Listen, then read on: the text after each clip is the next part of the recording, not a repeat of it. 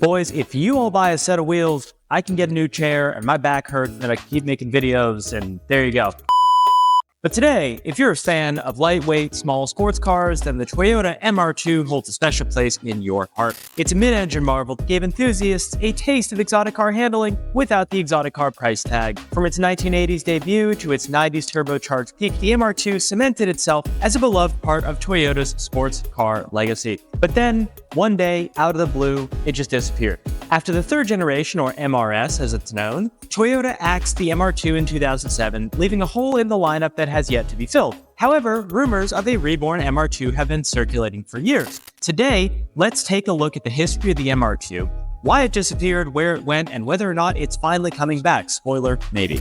The AW11, or the first generation MR2, was born out of Toyota's obsession with efficiency and innovation. The goal? Well, it was to create a fun, economical sports car that was small, agile, and cheap to run. Development began in the late 1970s, and by the time it debuted in 1984, Toyota had crafted a mid-engine masterpiece. The AW11 featured a 1.6-liter 4A GE inline 4-cylinder engine, the same high-revving gem found in, yep, you guessed it, the 8.6 Corolla. This engine produced 112 screaming ponies, but the AW11 only weighed 2,300 pounds. Combine that lightweight chassis with its mid-engine layout, and you've got dialed handling that felt like nothing else on the road at the time. The AW11 also had a quirky side. It looked like a baby Ferrari with its sharp angular lines and its pop-up headlights. Toyota even partnered with Lotus during development to fine-tune the suspension of the AW11, giving it handling that punched well above its weight class. Enthusiasts, of course, loved it, and it quickly became a favorite among autocross and track day warriors. So let's jump ahead a couple years.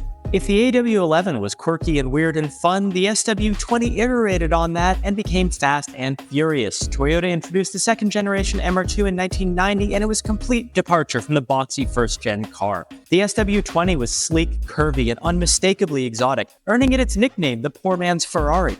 Under the hood, Toyota offered multiple engine options, but the crown jewel here was the 3S GTE. This was a 2-liter, turbocharged, inline-4, making 200 to 245 horsepower depending on the market and the model year. With this engine, the SW20 could do 0 to 60 in about 6 seconds, making it one of the quickest cars in its price point and heck, one of the quickest cars for its day and age. The SW20 also had T-tops, it had turbocharged torque, and it had a rear-wheel drive layout, making it an enthusiast's dream, but with all that power, came a catch. The SW20 earned its reputation as a widowmaker. Its mid-engine layout and short wheelbase made it prone to snap oversteer. And if you've never experienced snap oversteer, what that means is you are driving straight and all of a sudden you are not driving straight. You are going completely sideways. You can find yourself backwards on a corner exit very, very easily here, but despite its tricky nature, the SW20 became a tuning icon. Owners swapped in bigger turbos, upgraded suspension setups, wide body kits, turning the MR2 into a true street weapon. Now the third gen, the ZZW30, also known as the MRS or MR2 Spider, marked a huge shift for the MR2. Toyota ditched the aggressive styling and turbocharged engines in favor of a simpler, more affordable package aimed at competing with the Mazda MX-5 Miata.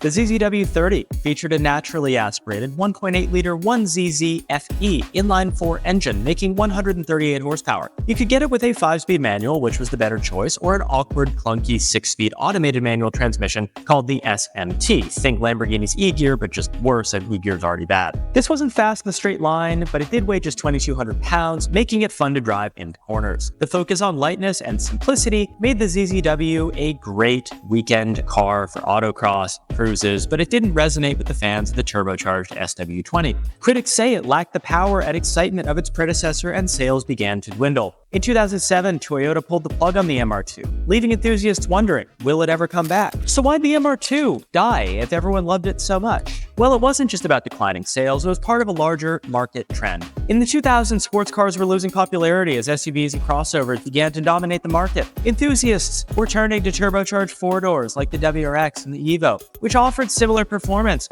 with more practicality. Toyota, meanwhile, was shifting its focus towards hybrids and economy cars. The brand that once gave a shit and made us the Supra, the Celica, the MR2 was now all in on the Prius.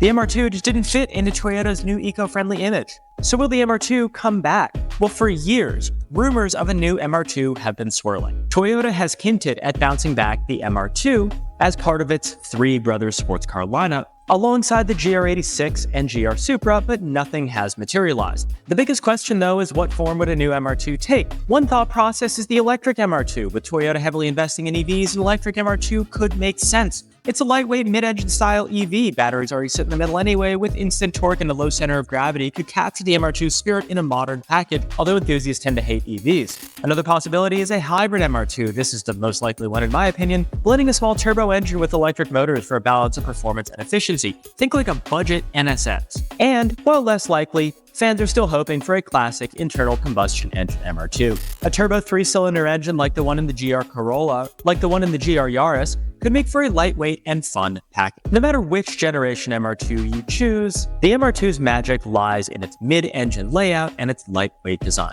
Few cars offer the same combination of handling, affordability, and driving enjoyment. It's a car that really punches above its weight, whether you're carving up back roads or embarrassing more expensive cars on track. See, the thing is, the MR2 is like nothing else. There's like a Fiero, which, no, it's not a Fiero. And the next closest thing you can get is really the Lotus Elise or the Exige. And at the end of the day, those cars are triple, quadruple what an MR2 costs. See, the MR2 is a really, really unique sports car, and there's really nothing like it available. So the MR2 might be gone, but it's far from forgotten. Each generation has brought something unique to the table. From the rawness of the AW11 to the insanity of the SW20 and the simplicity of the ZZW30. Will Toyota bring it back? I would bet no.